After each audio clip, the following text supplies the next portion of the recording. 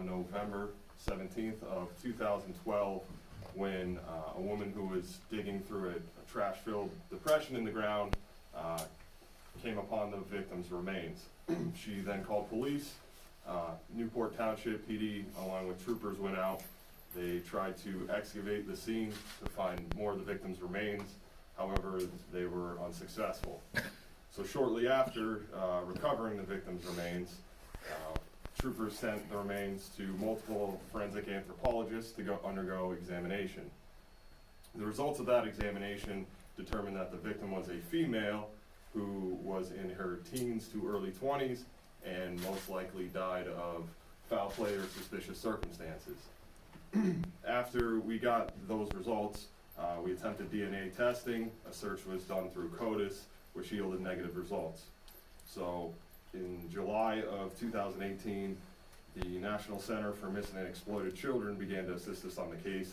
They gave us anthropologists and odontologists who had the victim's remains further examined.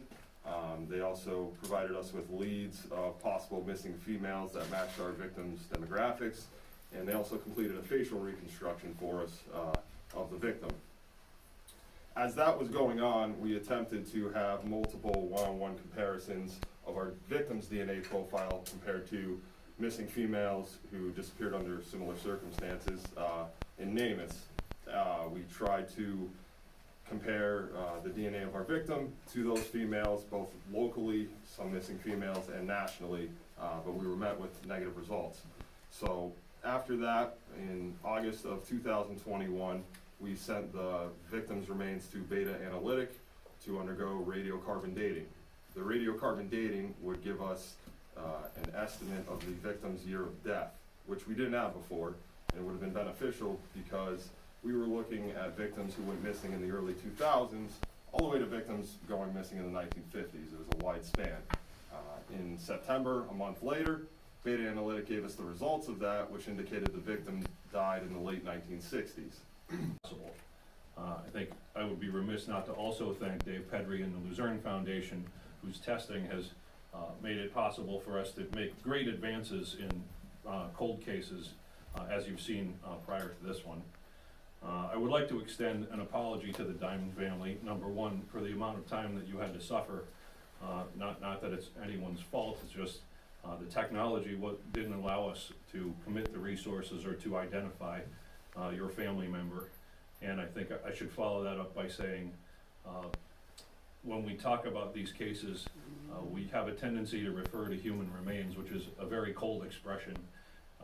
Even though we say that it's a term of art, it is not lost on us that this person is a loved one that you have missed for so long. I hope this case can be another example of the fact that it isn't the police alone that solve crime.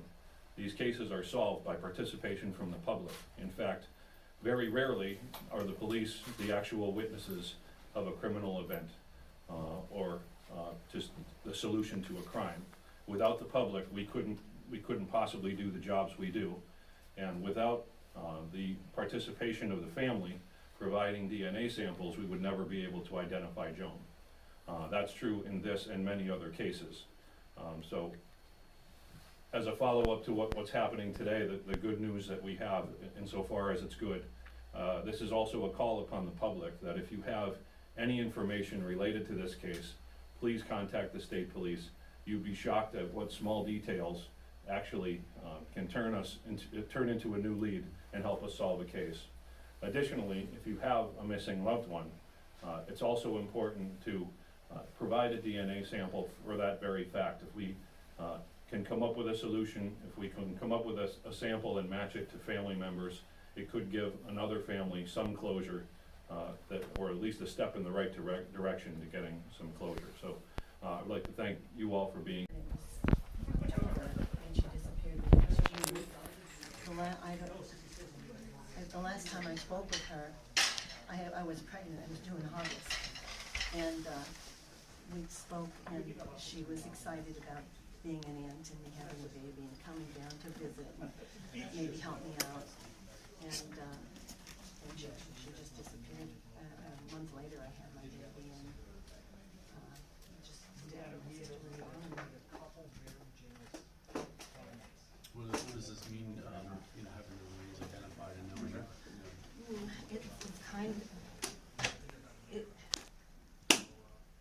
hard to say. It's the sadness it didn't reduce the sadness at all, or the missing her. I'm glad she was found so that maybe, we could have a service for her and whatever internment have with my parents who, if they're up there looking down, they'll be happy to have a little bit of to the state police, and thank you to the district attorney's office for letting us be part of this. Our sincere condolences go out to the Dymond family for just the years of not knowing of what happened. When Sam Sanguedolce called me months ago and said we have this opportunity, would the Luzerne Foundation be part of something to help us fund this? Of course, we jumped at that opportunity. As a former prosecutor myself, I know how important it is for families to have that piece of closure. And as a former county manager here in Luzerne County, I know what it means to understand budgets and understand the need to continue to fund these types of things. So in my current role as the president of the Luzerne Foundation, it was an absolute no-brainer for us to assist and help and be part of something. The Closing Cases Fund was set up a couple of months ago by the Luzerne Foundation. We received over $5,000 worth of donations. A lot of these donations came in $10, $25 increments, meaning that people reached of themselves, families reached out to try to help out where they possibly could.